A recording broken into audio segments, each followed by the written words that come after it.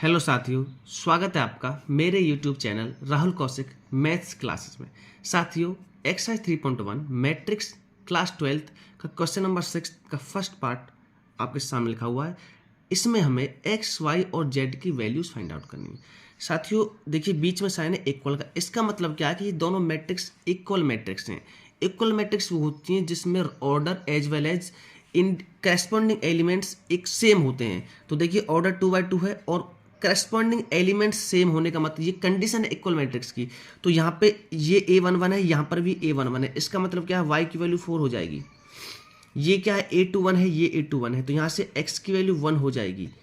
ये क्या है, ये A12 है, ये भी A12 है, तो z की वैल्यू 3। तो साथियों हमें x y और z की ही वैल्यूज फाइंड आउट करनी थी, वो हमने कर ली। नेक्स्ट पार्ट देखिए। नेक्स्ट पार्ट में भी हमें x y और z की वैल्यूज फाइंड आउट करनी है। बीच में साइन इक्वल का, इट मीन्स इक्वल मैट्रिक्स हैं। कंडीशन क्या होती है, करस्पॉन्डिंग एलिमेंट्स क्या होते हैं, सेम होते हैं।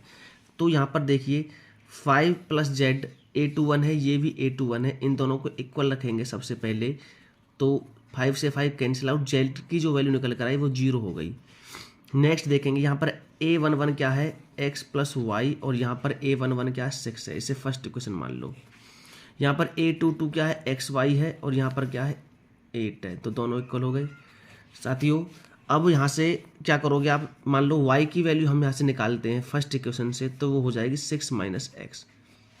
इस वैल्यू को पुट करेंगे हम इक्वेशन सेकंड में, तो y की जगह पर आप लिखोगे 6 - x = 8। मल्टीप्लाई करेंगे तो 6x - x² = 8।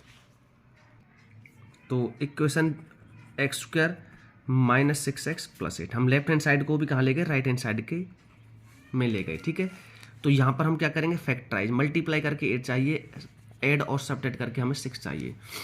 तो x² माइनस का 4x माइनस का 2x + 8 = 0। x कॉमन लेंगे इन दोनों में से, तो x - का 4, यहाँ से माइनस का 2 कॉमन लेंगे तो x - 4 = 0। x - 4 और x - 2 = 0। तो साथियों x की वैल्यू 4 निकल कर आती है और x की वैल्यू क्या निकल कर आती है, 2 निकल कर आती है। जब हम x की वैल्यू 4 रखते हैं तो y की जो वैल्यू आती है वो हो जाती है, क्योंकि y हमें गिवन है 6 - x, यहाँ पुट करेंगे तो 6 - 4, तो y की वैल्यू क्या हो गई, 2 हो गई। ऐसे ही जब हम x की वैल्यू 2 पुट करते हैं तो y की वैल्यू क्या निकल कर आएगी, 6 - 2, तो क्या हो जाएगी, 4। तो यहाँ से दो वैल्यूज निकल कर आती हैं। x की वैल्यू जब 4 है तो y की वैल्यू 2 है और z की क्या है, 0 है। और x की वैल्यू जब 2 है तो y की वैल्यू 4 है और z की वैल्यू क्या है, 0 है। नेक्स्ट पार्ट देखिए। साथियों इसका थर्ड पार्ट, हमें यहाँ पर भी x y और z की वैल्यूज फाइंड आउट करनी है और हमें क्या है, इक्वल मैट्रिक्स गिवन है। तो x + y + z यहाँ से कितना हो जाएगा, 9 हो जाएगा, क्योंकि करस्पॉन्डिंग एलिमेंट के इक्वल होता है। और यहाँ से x + z की वैल्यू 5 हो जाएगी और y + z की वैल्यू 7। तो ये इक्वेशन फर्स्ट हो गई, ये सेकंड और ये थर्ड।